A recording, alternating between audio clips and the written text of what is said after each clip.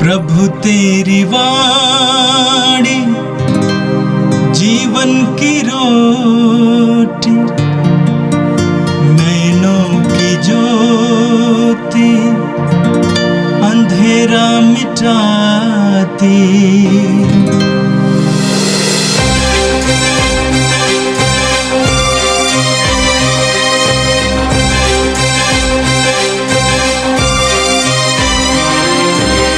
प्रभु तेरी वाणी जीवन की रोटी, नैनों की ज्योति अंधेरा मिटाती।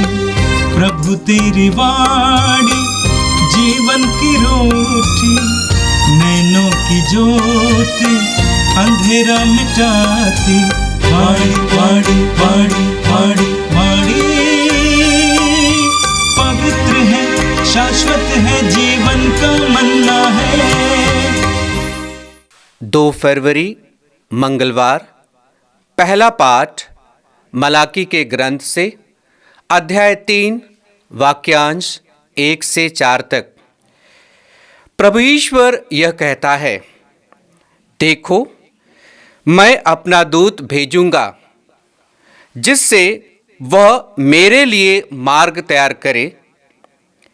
वह प्रभु जिसे तुम खोजते हो अचानक अपने मंदिर आ जाएगा। देखो विधान का वह दूत जिसके लिए तुम तरसते हो आ रहा है। कौन उसके आगमन के दिन का सामना कर सकेगा? जब वह प्रकट होगा तो कौन टिकेगा? क्योंकि वह सुनार की आग और धोबी के खार के सदृश है। वह चांदी गलाने वाले और शोधन करने वाले की तरह बैठकर लेवी के पुत्रों को शुद्ध करेगा और चांदी सोने की तरह उनका परिष्कार करेगा। तब वे योग्य रीति से ईश्वर को भेंट चढ़ाएंगे और प्रभु ईश्वर प्राचीन काल की तरह यूदा और यरूशलेम की भेंट स्वीकार करेगा। यह प्रभु की वाणी है। संत लूकस के अनुसार प्रभु यीशु का पवित्र सुसमाचार, अध्याय 2 पद संख्याएं 22 से लेकर 40 तक। जब मूसा की संहिता के अनुसार शुद्धिकरण का दिन आया तो वे बालक को प्रभु को अर्पित करने के लिए यरूशलेम ले गए। जैसा कि प्रभु की संहिता में लिखा है, हर पहलौठा बेटा प्रभु को अर्पित किया जाए, और इसलिए भी कि वे प्रभु की संहिता के अनुसार पंडुकों का एक जोड़ा या कपोत के 2 बच्चे बलिदान में चढ़ाए। उस समय यरूशलेम में सिमेयोन नामक एक धर्मी तथा भक्त पुरुष रहता था।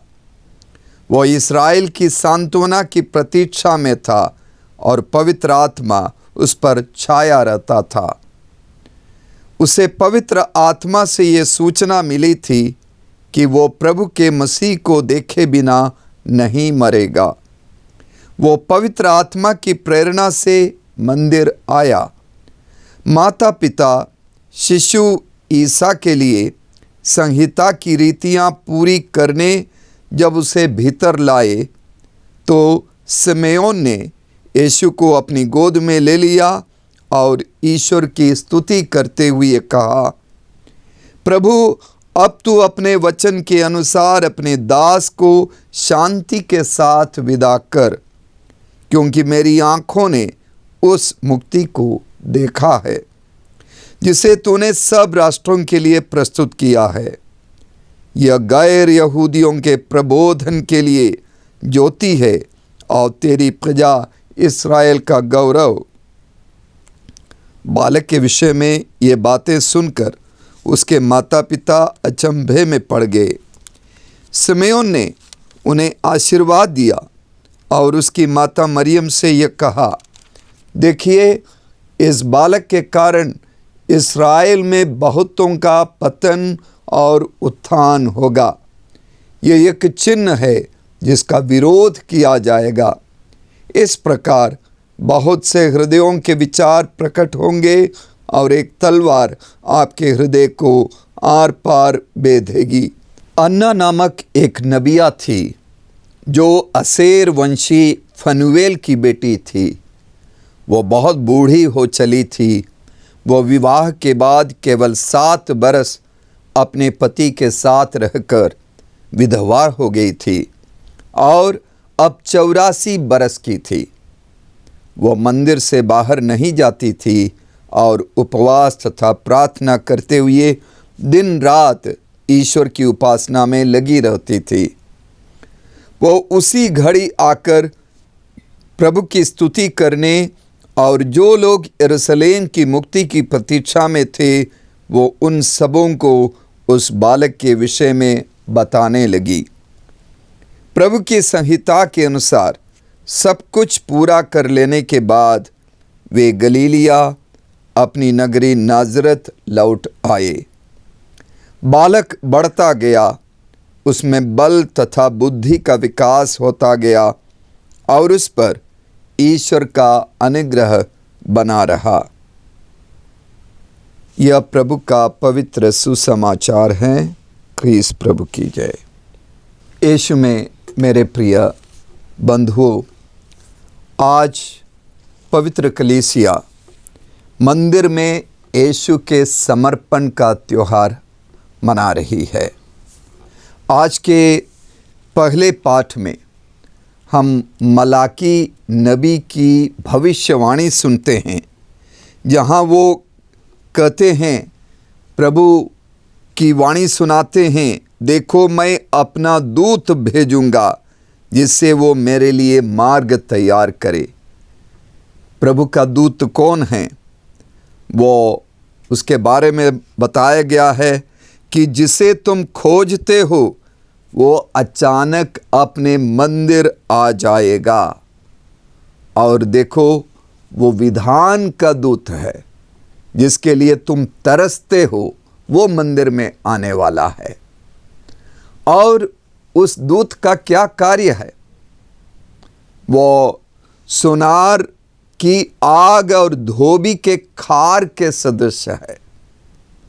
सुनार आग की भट्टी में सोने को जलाकर, सोने को बार बार तपाकर उसे शुद्ध करता है, उसे परिष्कृत करता है, उसे चमकने की चीज़ बनाता है, उसे आकर्षक बनाता है।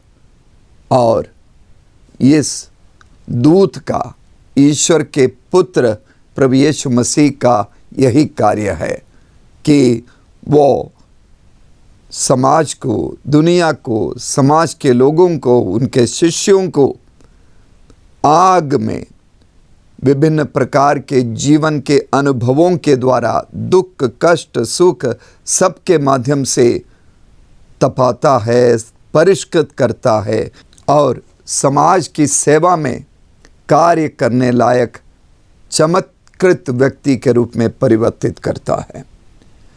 उसी तरह वो धोबी का खार, यानी जो अल्कलाइन मिट्टी है जिससे कपड़े धोए जाते हैं, उसी मिट्टी के काम में भी वो कार्य करता है। वो शुद्ध करता है, साफ करता है, हम सबको पवित्र करता है।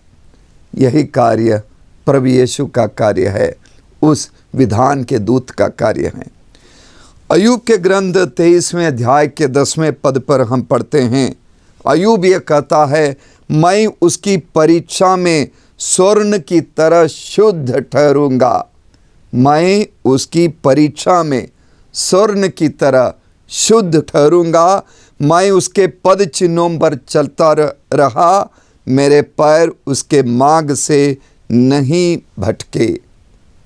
हम सबको शुद्धता की आवश्यकता है। हम सबको पवित्र बनने की ज़रूरत है। स्वर्ण की तरह हम भी शुद्ध ठहरेंगे जब हम ईश्वर के मार्ग पर, ईश्वर की आज्ञाओं का पालन करते हुए आगे बढ़ेंगे। और प्रभु यीशु ने वही कार्य किया। आज मलाकी के ग्रंथ के 3 अध्याय के 3 पद पर लिखा है, वो चांदी गलाने वाले और शोधन करने वाले की तरह बैठकर लेवी के पुत्रों को शुद्ध करेगा और सोने चांदी की तरह उनका परिष्कार करेगा। मेरे प्रिय मित्रों, जो अचानक अपने मंदिर में आने वाला है वो यही कार्य करने के लिए आ रहा है। हम सबके जीवन में शुद्धता लाने के लिए आ रहा है। 4 वचन में लिखा है, तब वे योग्य रीति से ईश्वर को भेंट चढ़ाएंगे और प्रभु ईश्वर प्राचीन काल की तरह यूदा और यरूशलेम की भेंट स्वीकार करेगा। वो स्वयं अपने आप को भेंट के रूप में समर्पित होने के लिए आ रहा है और हम सबको भी वो, यदि हम तैयार हैं अपने आप को समर्पित करने के लिए, वो हमारे समर्पण को स्वीकार कर हमें शुद्ध करने आ रहा है। आज के सुसमाचार में हमने सुना कि यीशु के माता पिता मरियम और यूसुफ शिशु यीशु को अपनी गोद में लेकर यरूशलेम मंदिर जाते हैं शुद्धिकरण की क्रिया के लिए। यहूदी समुदाय में ये प्रथा थी कि कोई स्त्री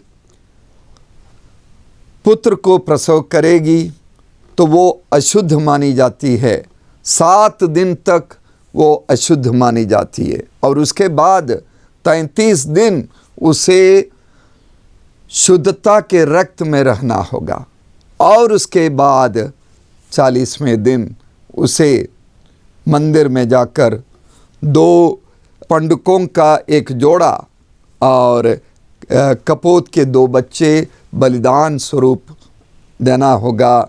उसका कर्मकांड होगा। पुरोहित लोग उन कपोतों को बलि के रूप में चढ़ाएंगे। यह गरीबों का समर्पण का तरीका है और यीशु के माता पिता ने यही कार्य किया। पहले उन्होंने सारी रीतियों को, कर्मकांड को पूरा किया।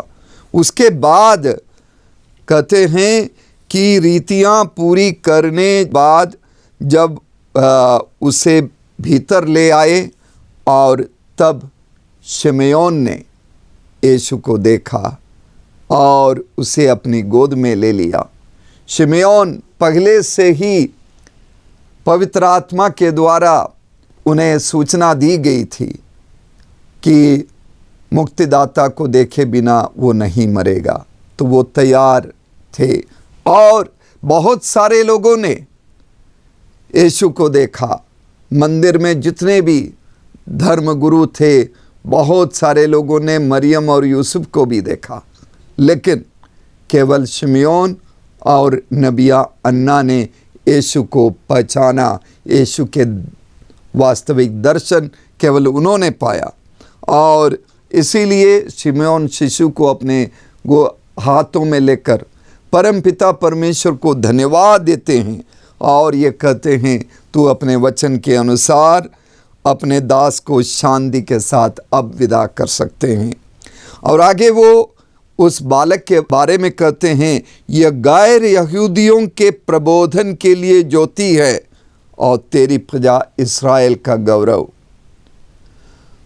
शिमयोन ये मानते हैं कि ये शिशु पूरे विश्व के लोगों के लिए, यहूदियों के अलावा जो अन्य लोग हैं उन सब के लिए ज्योति ये बनेगा और पूरे इस्राएल के कौम के लिए यह गौरव का कारण बनेगा।